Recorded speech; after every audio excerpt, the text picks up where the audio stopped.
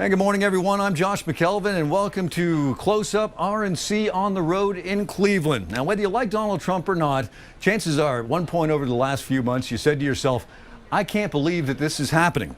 Well, this has happened, and now the former reality TV star and real estate mogul stands one step away from the presidency, and all that stands in his way is Hillary Clinton.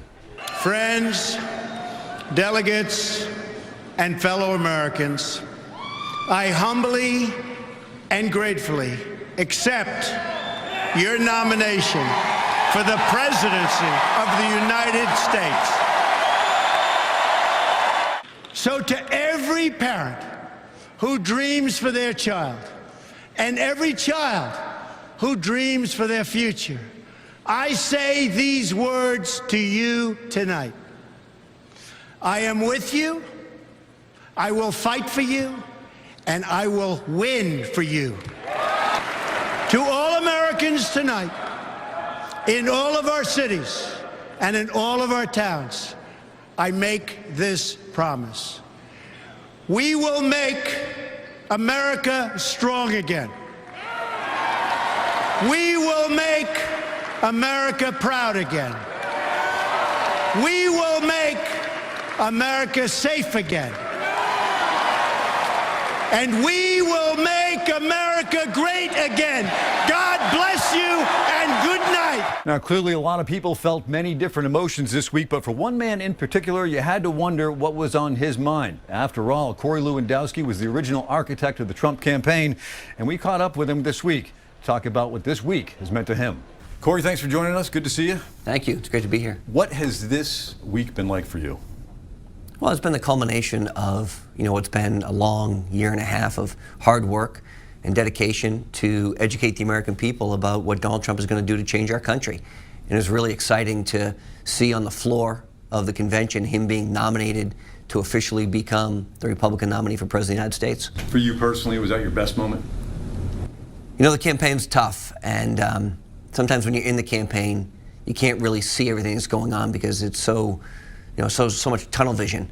And so I've had the opportunity to really enjoy this convention and look back and be on the floor there and listen to all the states on that roll call and talk about it. But it was really special to have the privilege of doing it from New Hampshire. Was there a frustrating moment, though, for you this week? I can probably guess what that might have been. It was in the news quite a bit. But as the former campaign manager, was there a moment that you're like, oh, I wish I was there? Look, you can always Monday morning quarterback everything, right? And looking back on this campaign, I'm sure there are things I would do differently and have made different decisions, but it doesn't matter, right? In the grand scheme, it's about the direction of the country. And it's about Donald Trump's vision versus Hillary Clinton's vision. And people have to decide what's important. And I think what's going to be important is to fundamentally change Washington, D.C. for the better. So all the little things, no one remembers them the next day.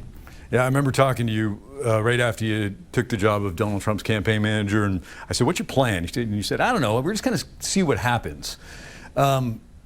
How did it evolve? I mean, you're kind of famous for coining the phrase, let Trump be Trump. Was that your plan from the outset, or did it kind of organically be that way? Well, I don't think you could do this with any other candidate, right? He's a special candidate in a special time. So letting Mr. Trump be Mr. Trump is really important, the authenticity, right? His fingers on the has been for a long time. And if you look at his narrative, his message, it hasn't changed since the late 80s when he's talking about the unfair trade deals and how China's eating our lunch every day and that America isn't what it used to be. So that message has been the same for multiple decades, and that's the message that we want to make sure that people understood. And it was almost a year. It was a year ago last Thursday night that we went up to Laconia, New Hampshire at the VFW Hall on a beautiful July night, and it was so packed, so overcrowded. I really knew at that time, about a month after we had launched the campaign, that New Hampshire was going to be a really special place for us, and they came through big on primary night. You've been in politics for a while. You ran the national AFP, American for Prosperity. You worked with Bob Smith's Senate campaign. But when it comes to unconventional politics and unconventional candidates, you were all the way down the rabbit's hole on this one. When did you realize that you were really onto something and something different was happening? We went to CPAC a year ago in February, and I saw the excitement around Donald Trump. And he hadn't even announced he was going to run for president at the time. It was literally a month after I'd started working for him.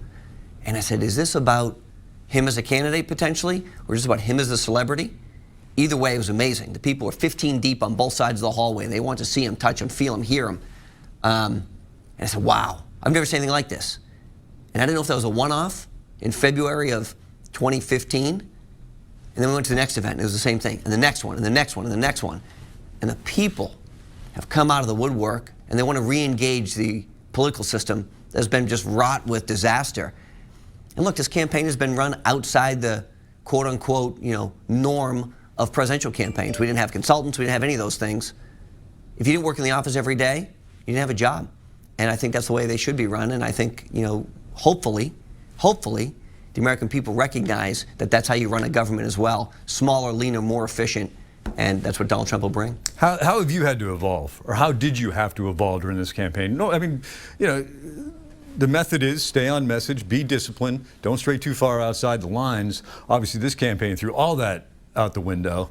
Were there moments when you had to approach Mr. Trump, or at least you were cringing, thinking, all right, how are we going to deal with this one tomorrow morning? Yeah, I mean, look, the John McCain issue was one that I think gave me some consternation at first, and I was very clear about that. And you think about it, as a political operative, you want to manage the message whenever you can, right? You want to make sure that your narrative is the one that the media is picking up on. And the difference with Donald Trump is he believes what he says, and he says what he believes.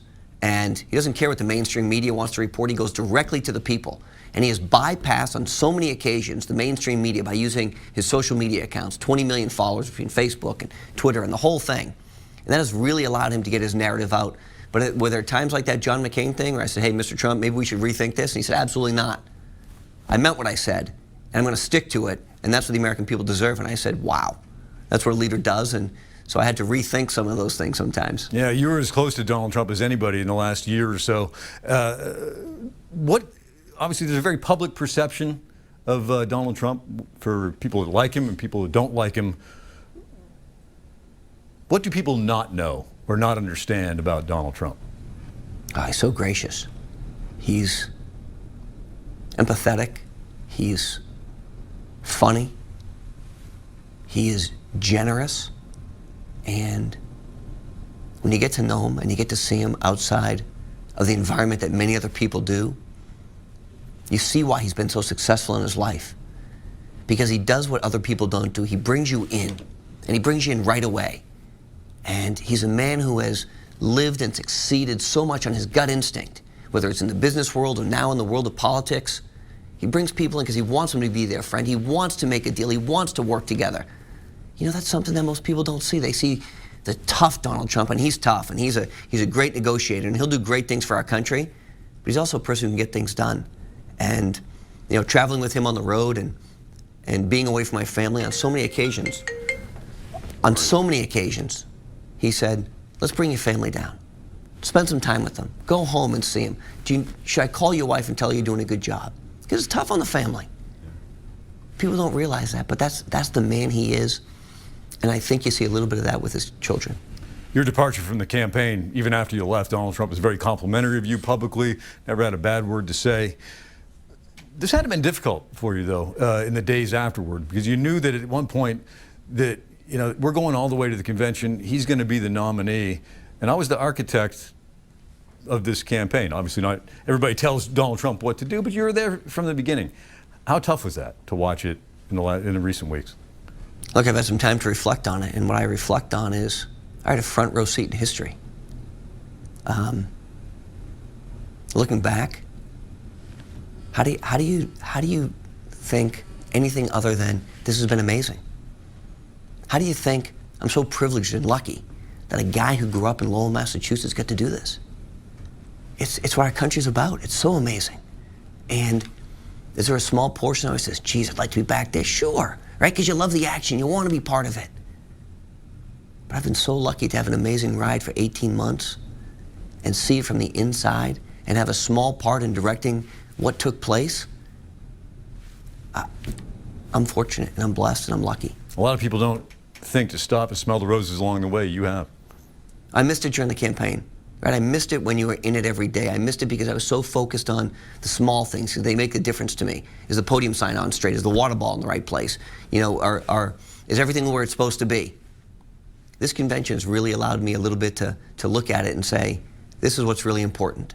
And being able to see it. It's a hard thing to do, but when you can take that one step back, it's pretty amazing, and I'm really grateful.